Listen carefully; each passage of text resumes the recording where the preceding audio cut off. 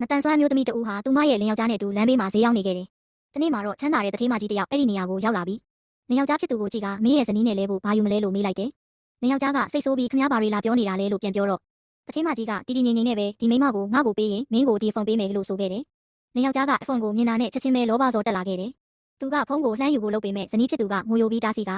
ရှင်ဘယ်လိုလုပ်ဒီလိုလုပ်နိုင်ရတာလဲကျမကရှစ်ဇနီးလေးလို့ပြောခဲ့တယ်။ဒါပေမဲ့လင်ယောက်ျားကအေးဆက်ဆက်နဲ့ပဲမင်းကဘာမှအသုံးမကျဘူးဒီဖုန်းကမင်းထက်ပိုတန်ဖို့ရှိတယ်လို့ပြန်ပြောပြီးတထေးမကြီးကိုကျုပ်မိန်းမကိုခေါ်သွားပြီးဖုန်းကိုသာကျုပ်ကိုပေးလို့ပြောလိုက်တယ်။တထေးမကြီးကစာရွက်တရွက်ထုတ်ပြပြီးအရင်ဆုံးဒီစာချုပ်မှာလက်မှတ်ထိုးလို့ပြောတဲ့အခါ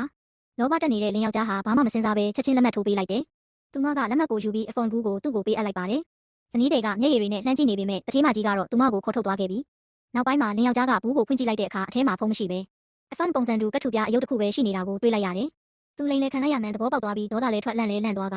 သူ့ဇနီးကိုပြန်ရဖို့နီလန်းကိုစတင်စဉ်းစားတော့တယ်။ဒါပေမဲ့အမှန်တော့အဲ့ဒီတထေးမကြီးကစိတ်ကောင်းရှိတဲ့လူမှုရေးအလှူရှင်တဦးပါ။သူမကပလတ်စတစ်ပြုပြင်ခွဲစိတ်ဆရာဝန်ဖြစ်တဲ့ဆရာဝန်တငယ်ချင်းစီသွားပြီးအဲခန်းထဲမှာမတန်ဆွမ်းမျိုးသမီးတယောက်ရှိနေတယ်။သူမလမ်းပြန်လျှောက်နိုင်အောင်ကူညီပေးပါလို့တောင်းဆိုခဲ့တယ်။ဆရာဝန်ကလည်းမစိုးရိမ်ပါနဲ့အဆင်ပြေသွားရင်သူမလမ်းပြန်လျှောက်နိုင်မှာပါလို့အတိပေးခဲ့တယ်။မတန်ဆွမ်းမျိုးသမီးကိုအခန်းထဲခေါ်လာတဲ့အခါသူမကကြောက်လန့်တကြားနဲ့ကျမကိုလွတ်ပေးပါရှင်ကျမစီမှာဘာမှမရှိလို့ခင်ဗျားတို့ကျမစီကဘာလို့ချင်တာလဲလို့မေးခဲ့တယ်။တထေးမကြီးကညင်ညင်သာသာလေးပဲမင်းကို surprise တိုက်ချင်လို့ပါ10နှစ်နာရီကြာရင်ပြန်တွေ့မယ်လို့ပြောပြီးထွက်သွားတယ်။မျိုးသမီးကဆရာဝန်ကိုကျမကမတန်ဆွမ်းပါပေးစရာလဲဘာမှမရှိပဲဘာလို့ဒီရောက်နေတာလဲလို့ထပ်မေးတော့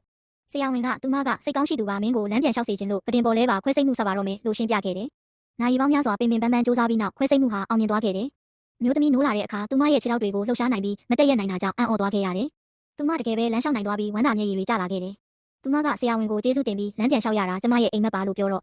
ဆရာဝန်ကဒါတွေအားလုံးကစင်းရဲသားနဲ့မတန်ဆွမ်းတွေကိုကူညီပေးတတ်တဲ့တထေးမကြီးကြောင့်ပါလို့ပြောပြခဲ့တယ်။နောက်နေ့မှာတော့လောဘကြီးတဲ့လင်ယောက်ျားကတထေးမကြီးကိုတွေ့ပြီးနောက်ကနေလိုက်လာခဲ့တယ်။တထေးမကြီးကဆရာဝန်နဲ့အတူလမ်းပြန်လျှောက်နိုင်သွားတဲ့မျိုးသမီးစီရောက်လာပြီးဝမ်းသာနေခဲ့ကြတယ်။မျိုးသမီးကသူမကိုအနက်ရှိုင်းဆုံးကျေးဇူးတင်စကားဆိုလိုက်တဲ့အခါတထေးမကြီးကပြုံးပြီးပျော်ရွှင်မှုတွေကိုမျှဝေပေးတာကကျမဘဝရဲ့ရည်ရွယ်ချက်ပါအခုမင်းလွတ်လပ်သွားပြီးလမ်းလျှောက်နိုင်ပြီလို့ပြောခဲ့တယ်။မျိုးသမီးကမှန်နေကြည့်လိုက်တဲ့အခါလမ်းလျှောက်နိုင်ုံတင်မကပဲပိုပြီးယုံကြည်ချက်ရှိကလှပပျော်ရွှင်နေတာကိုတွေ့ပြီးအံ့ဩသွားတယ်။အဲ့ဒီအချိန်မှာပဲလင်ယောက်ျားရောက်လာပြီးတထေးမကြီးကိုခမည်းကျုပ်ကိုလိန်ခဲ့တယ်လို့ဒေါသတကြီးပြောပြီးသူ့ဇနီးဘက်လက်ကကိုကိုခွင့်လွတ်ပါကိုမသွားတယ်ကိုနဲ့လိုက်ခဲ့ပါလို့တောင်းပန်มาတော့တယ်။ဒါပေမဲ့ဇနီးတွေကပြောင်းလဲသွားခဲ့ပြီးသူမကတင်းငင်စွာနဲ့ပဲကျမရှင်နဲ့မဆိုင်တော့ဘူးရှင်ကကျမထက်ဖွန်ကိုပဲလိုချင်ခဲ့တာကျမကိုဘဝတစ်ပေးတဲ့သူတွေနဲ့ပဲနေတော့မယ်လို့ပြန်ပြောလိုက်တယ်။သူကခွင့်လွတ်ဖို့ထပ်တောင်းပန်ပေမဲ့တထေးမကြီးကမင်းစာချုပ်မှာလက်မှတ်ထိုးပြီးသူနဲ့မင်းဘာမှမပတ်သက်တော့ဘူးမသွားရင်လုံခြုံရေးခေါ်ရလိမ့်မယ်လို့နှင်ထုတ်လိုက်တယ်။လောဘကြီးတဲ့လင်ယောက်ျားလည်းဒေါသတကြီးနဲ့ထွက်ခွာသွားရပါတော့တယ်။ဇနီးတွေကတထေးမကြီးကိုတင်းတင်းကြပ်ကြပ်ဖတ်ထားပြီးမျက်ရည်တွေနဲ့ကျေးဇူးတင်နေခဲ့တယ်။တကယ်စစ်မှန်တဲ့ချမ်းသာကြွယ်ဝမှုဆိုတာငွေကြေးမဟုတ်ပါဘူးပျက်စီးသွားတဲ့ဘဝတစ်ခုကိုပြန်လည်ရှင်သန်ခွင့်ပေးလိုက်ခြင်းသာဖြစ်ပါတယ်။ဒီဇလန်းလေးကိုသဘောကျတယ်ဆိုရင်ဗီဒီယိုကို like လုပ်ပြီးဘေးကအပေါင်းလေးကိုနှိပ်ပေးခဲ့ပါဦးနော်။